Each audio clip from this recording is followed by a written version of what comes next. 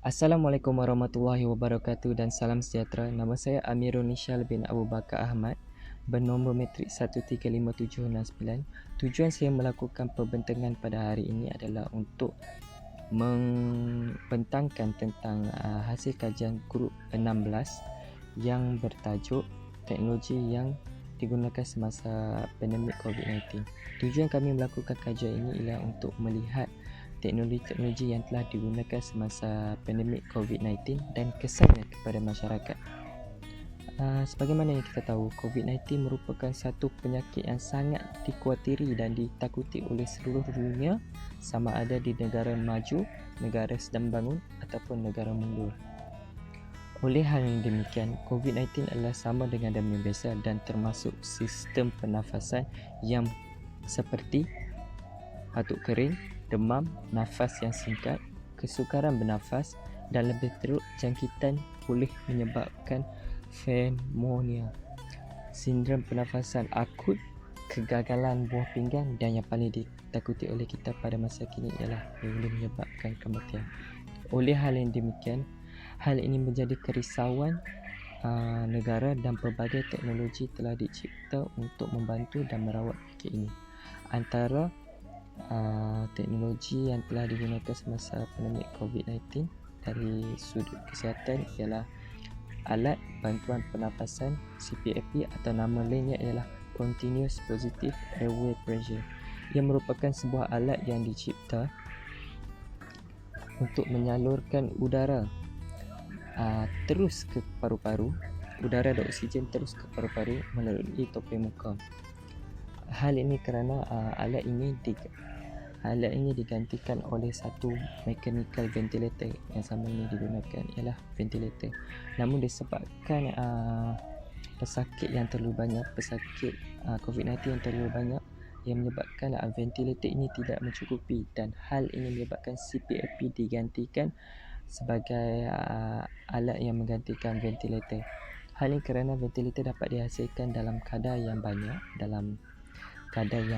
iaitu sebanyak 300 unit sehari. Yang kedua ialah telehealth. Telehealth merupakan satu penggunaan informasi elektronik dan teknologi telekomunikasi untuk mendukung jarak jauh perawatan, klinik kesihatan dan berhubung dengan pendidikan profesional kesihatan masyarakat dan administrasi kesihatan. Telehealth ni sangat berguna kerana ia menggunakan internet yang boleh menghubungkan jaringan internet ini kepada kawasan bandar, pedalaman dan sebagainya. Teknologi ini meliputi video conference, internet, streaming media, komunikasi terestrial dan sebagainya. Oleh itu ia sangat penting untuk pada waktu COVID-19 ini. Okey, antara kesan-kesan positif penggunaan teknologi ini, yang pertama ialah meningkatkan kualiti hidup masyarakat. Hal ini kerana banyak kajian yang menunjukkan bahawa CPAP memberikan kesan positif terhadap rasa mengantuk dan kualiti hidup seharian. Ini dapat dibuktikan dengan sebanyak 85% penggunaan CPAP mengatakan bahawa terapi CPAP telah meningkatkan kualiti kehidupan mereka dan mereka berasa lebih baik secara keseluruhan. Kesan kedua ialah mengawal tekanan darah tinggi. Terapi CPAP menurunkan apneas dan tekanan darah dan tidak mewujudkan pengguna CPAP kerana terapi CPAP dirancang dan dibuat untuk menghasilkan tidur yang lebih nyenyak. Seterusnya ialah memudahkan mendapatkan maklumat. Sebagaimana yang kita tahu, penggunaan telehealth sangat berguna semasa COVID-19 ini. Dengan menggunakan telehealth, doktor dapat memberikan maklumat kepada pesakit dan pesakit dapat bertanya kepada doktor melalui video conference. Dengan ini, maklumat akan mudah disampaikan kepada pesakit seperti cara perawatan sebenar di rumah ataupun cara pengambilan ubat yang betul. Seterusnya, kecekapan kos perubatan. Melalui telehealth, ia dapat menyebabkan kecekapan kos perubatan kerana ia dapat mengurangkan belanja penjagaan kesihatan dan meningkatkan kecekapan melalui pengurusan yang lebih baik terhadap penyakit kronik, dapat mengurangkan masa perjalanan, dapat kongsi kaki tangan profesional kesihatan dan sebagainya. Oleh ini, ia dapat menjimatkan kongsi kepada doktor serta masyarakat. Seterusnya, kesan negatif. Kesan negatif yang pertama penggunaan teknologi semasa pandemik COVID-19 ini, yang pertama ialah kekurangan keberkesanan dengan penggunaan teknologi tersebut. Hal ini kerana topeng muka, iaitu topeng muka yang digunakan iaitu CPAP, membolehkan udara keluar. Apabila udara ini keluar, dan hal ini menyebabkan ia mengepam virus ke kawasan sekitar dan berpotensi menjangkiti orang di sekitar mereka, dan hal ini menyebabkan virus itu tersebar.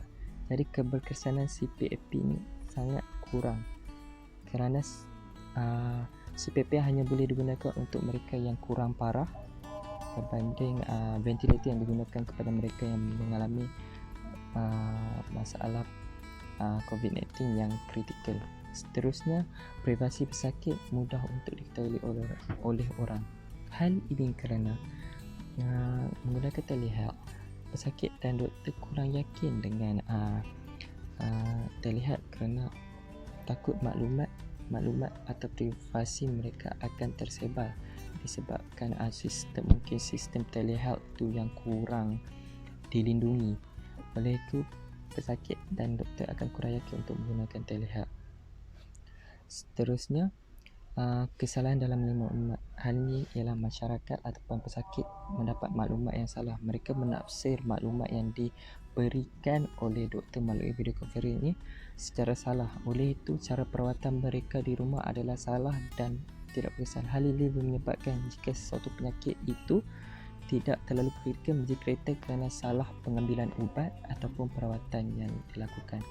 Seterusnya, pemeriksaan fizikal yang terhad. Oleh itu, setengah doktor atau pesakit inginkan perawatan secara fizikal kerana mereka dapat tahu cara yang sebenar dan doktor dapat memeriksa dengan lebih detail tentang penyakit pesakit. Jika dilakukan secara video conference, hal ini menyebabkan mereka tidak dapat maklumat yang sebenar ataupun tidak dapat mengesan penyakit yang sebenar dihadapi oleh pesakit. Antara cara dengan menggunakan cadangan yang boleh dilakukan ialah dengan menggunakan telefon pintar, iaitu menggunakan aplikasi yang boleh memeriksa suhu secara percuma untuk setiap rakyat. Dengan aplikasi ini, mereka boleh melakukan pemeriksaan suhu diri mereka sendiri dan mereka mengetahui sama ada mereka demam ataupun tidak, ataupun dijangkiti oleh COVID-19 ataupun tidak. Dengan aplikasi ini, senang untuk mereka masuk ke store-store ataupun sebagainya.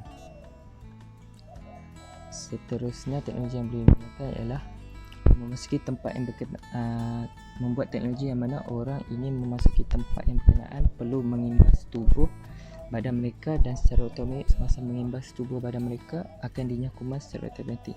Dengan ini mereka akan mendapat dua fungsi, iaitu mengesan virus sekaligus dan menyah kuman yang ada di tubuh mereka. Jadi ia akan mengurangkan masa.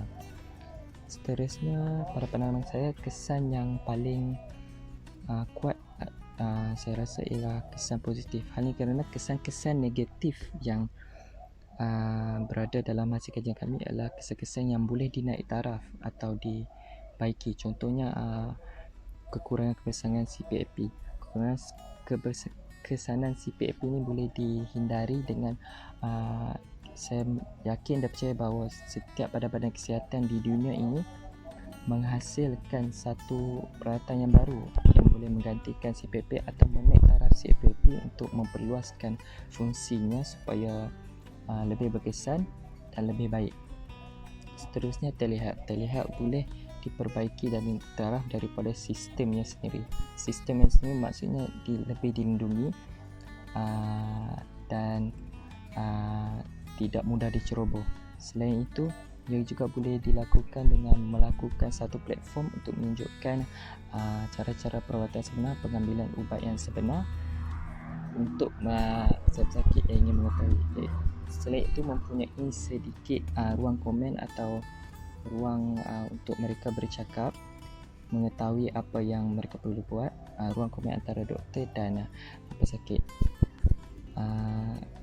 Itu dia mengapa saya rasa ia sangat perlu dilakukan. Saya rasa kesan positif lebih baik pada pesan negatif. Kesimpulan di sini saya ingin mengatakan bahawa kita perlu menghindari COVID-19 ini kerana COVID-19 ini menyebabkan banyak keburukan kepada kita dari segi ekonomi, sosial dan politik. Oleh hal yang demikian, saya sebagai masyarakat berasa perlu melakukan peranan. Kita sebagai masyarakat, semua orang perlu melakukan peranan mereka masing-masing, tak kira kerajaan, masyarakat ataupun badan-badan yang lain, untuk bekerjasama menghindari masalah ini dan melawan penyakit COVID-19 ini sehingga kita berjaya melawan mereka. Research dan development perlu dilakukan supaya dapat melahirkan teknologi yang baru dan dapat menghalang penyakit ini daripada tersebar. Itu saja daripada saya, Amirul Syabir Abu Bakar Ahmad. Assalamualaikum dan Assalamualaikum.